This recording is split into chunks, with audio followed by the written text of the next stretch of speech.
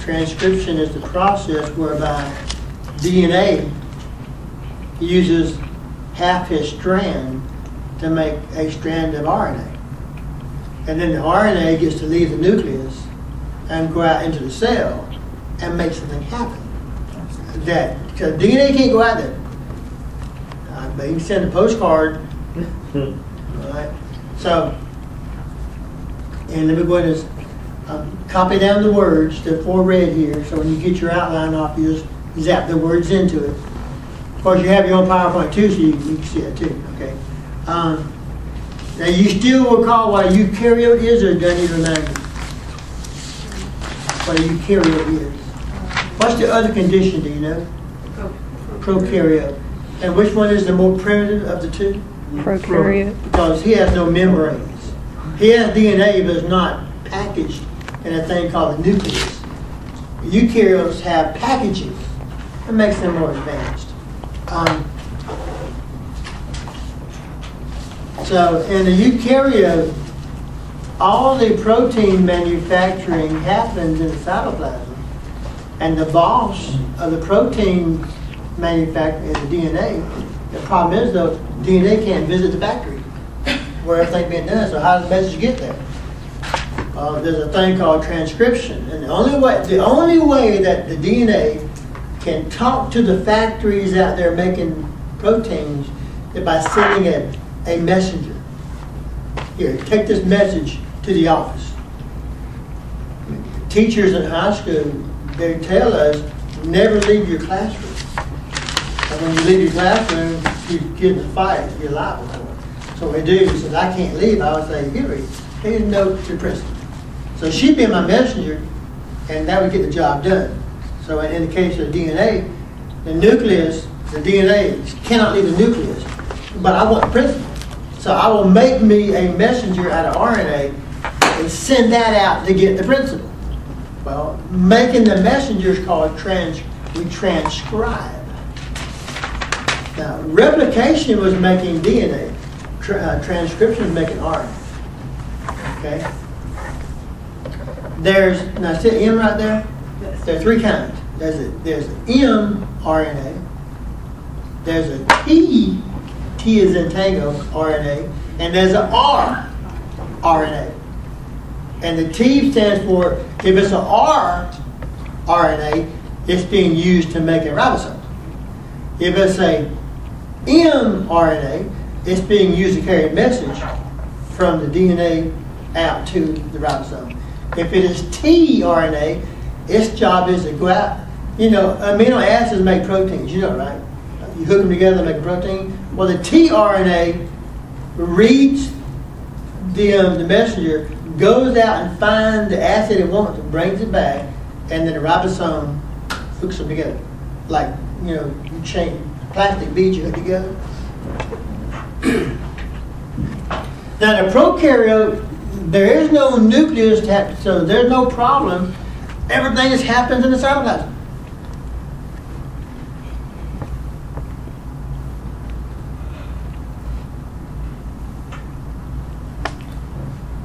And there's that polymerase again. That's the one that chains together those nucleotides, just like in DNA.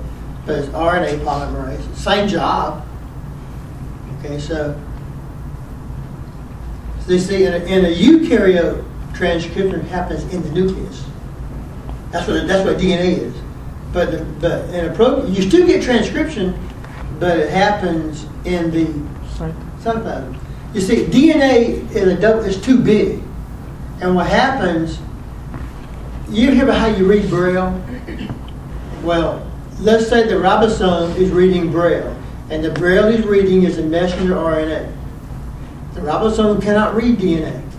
So even though you don't have a nucleus to worry about, you still make an RNA because that's what ribosome reads. So a lot of folks thought, well, if you don't have a nuclear membrane, can you skip having the messenger? No, you need a messenger because that's the Braille that the ribosome is going to read. So even though you have no nucleus, you still need the instructions to be written. Homework the next. This is why I don't give you my side. I don't want your homework. If you had mine, you said homework. That's why I give you angel versions. Okay, here we go.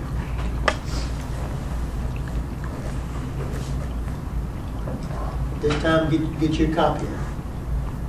Snap a picture, hand copy, what do you want to do? Okay. If you take a picture, you know you won't miscopy anything. I didn't even think of that. Thank you for suggesting Sure. it. And we hand copy it, we might drop a number and change the whole thing.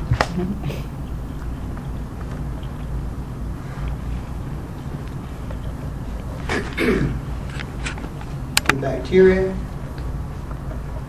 they have a ribosome that's not like our ribosomes. And pharmaceutical drug companies have used that to make some very effective antibiotics. So how does the knowledge that prokaryotes have one kind of ribosome and we have another ribosome, how is that used by drug makers to make these really good antibiotics? It's on the internet, you can read about it. Might be in your book, I don't know. This might be too cutting edge. Okay? When is it due? This gonna be on the. What's it like? This gonna be on Next day I see you. Next day I see you. Wednesday. It's in my iPod. What's today's date? So it's all right, part 2.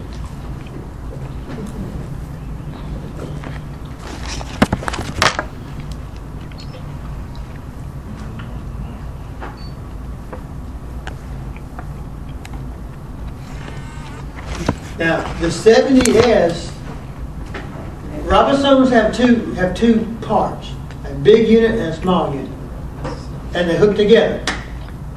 They come apart, in goes the messenger, snap, and now they read the messenger. When they're done, they separate. It's like my hand here, the top of it might be the upper part, and when the messenger goes there, it snaps down and starts reading the messenger. But there's 2 units now. On the 70S unit, the small one is 30, the big one is 40. What is 30 plus 40? 70. That makes sense, doesn't it? But on the big one, you have a 40 and a 50. So why is it not 90? There's a reason for that. So I'm telling you, for the prokaryote, these add up beautifully. But for the eukaryote, why in the world is this not a 90? And when you find the answer to this one, you'll find the answer to that one too.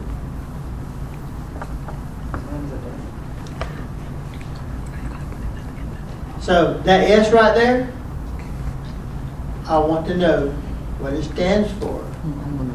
And why is it okay that they don't add up? I mean, that this is not, it's okay. It's okay that that's not a 90.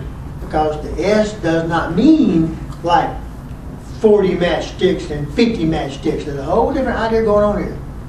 So, and when people first see this, they see this, and they assume that the next one might be 40 and 40.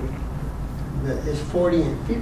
And of course, in my mind, I'm saying 90, but it says 80, and now I know why.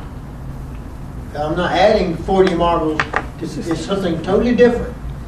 Now, this stands for a man's name. It's hard to pronounce his name. I want to know what's in this here.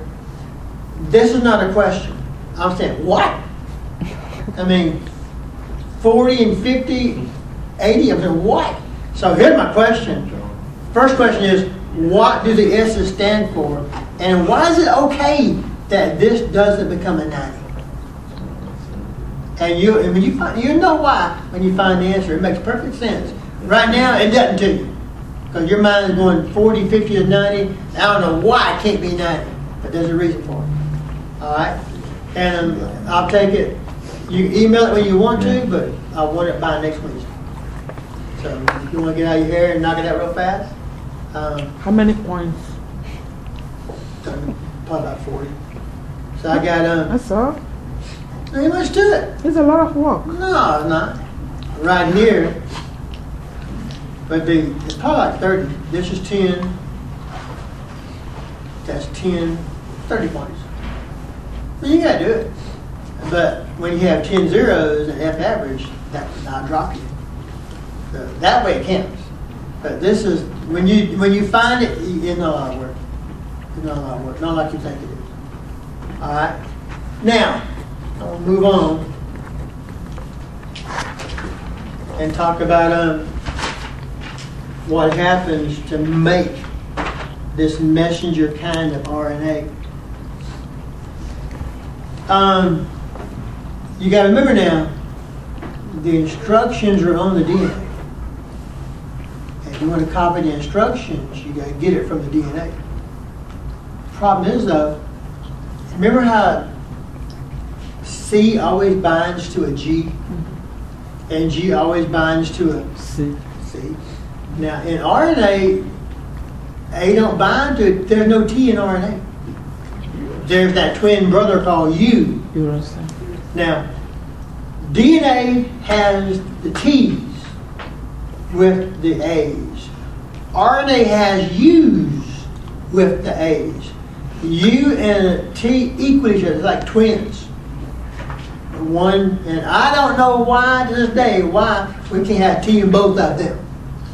I just know that we never find thymine in RNA, and we never find uracil in DNA. Well, I always know that A always binds with the T if you're in DNA. A binds with the U if you're in RNA, so therefore T has to equal U. If you look at the structures, they look alike. I don't know why there's not T across the board.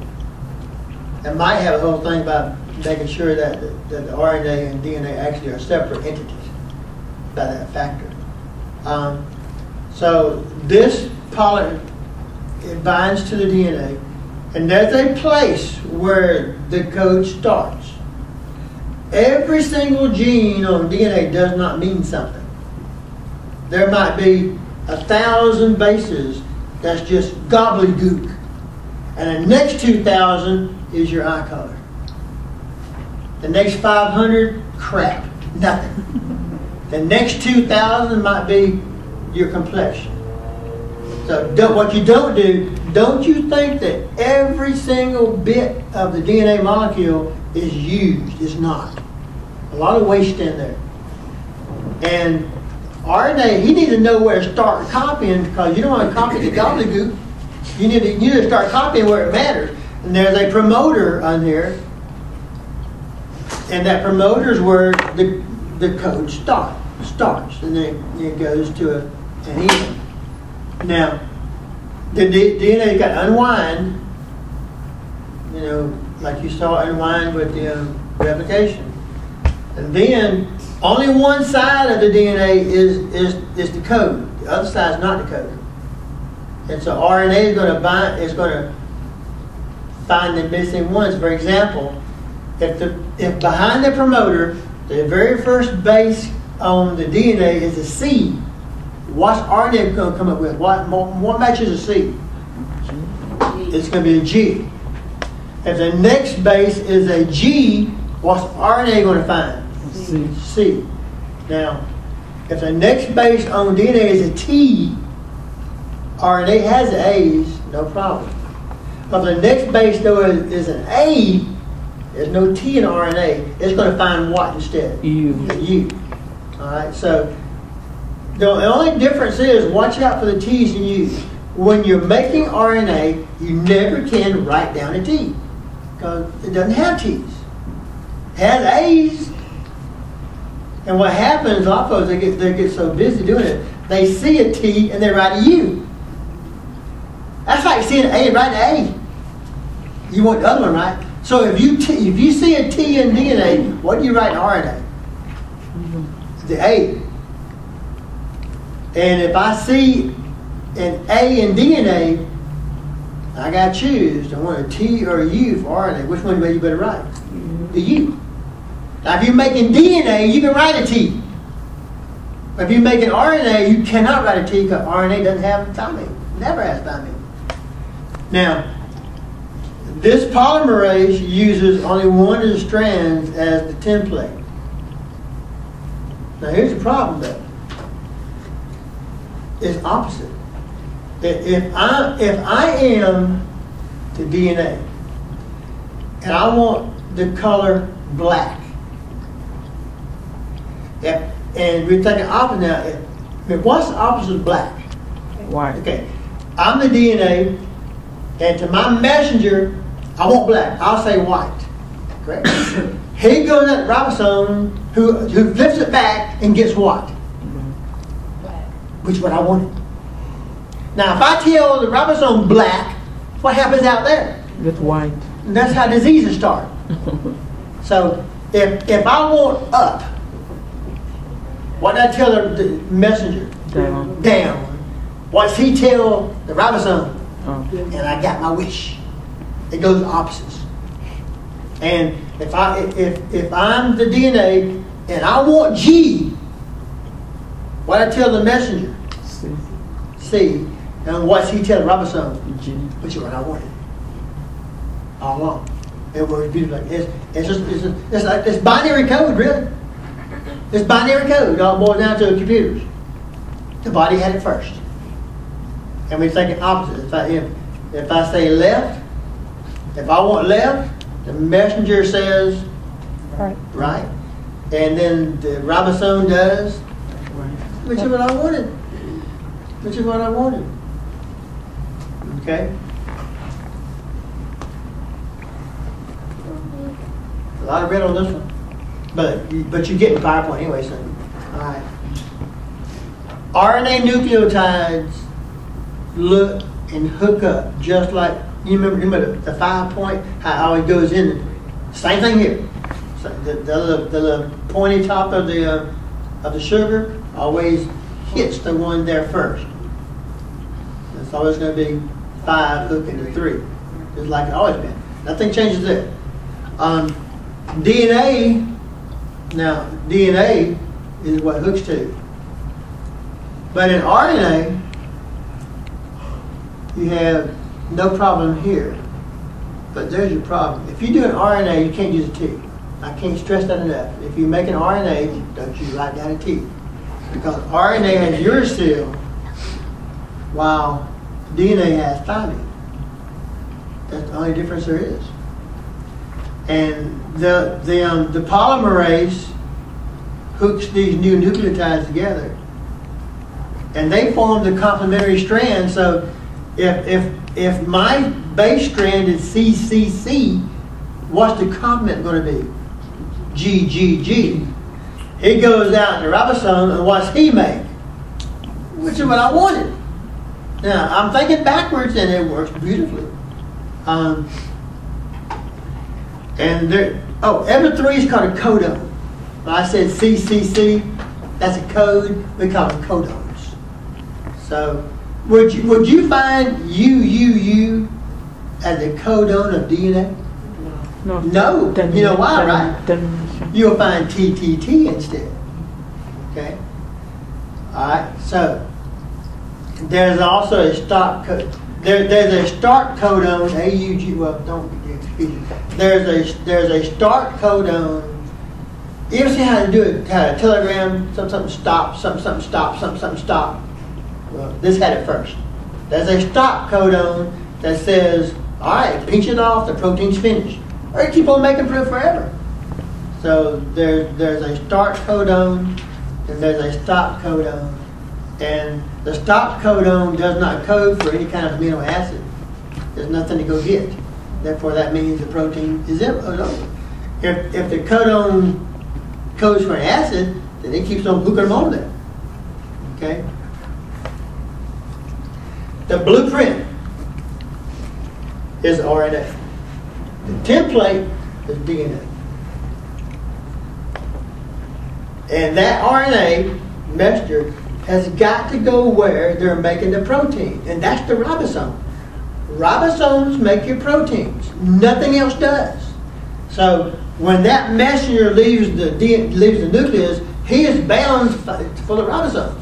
Because that's where they're going to read his code. He can't do anything by himself. And he'll give his blueprint to the carpenter, and then the guy builds your house to the code. Now, of course, in a prokaryote, there's no reason to leave a nucleus. There is no nucleus. It just goes right on. finds the ribosome.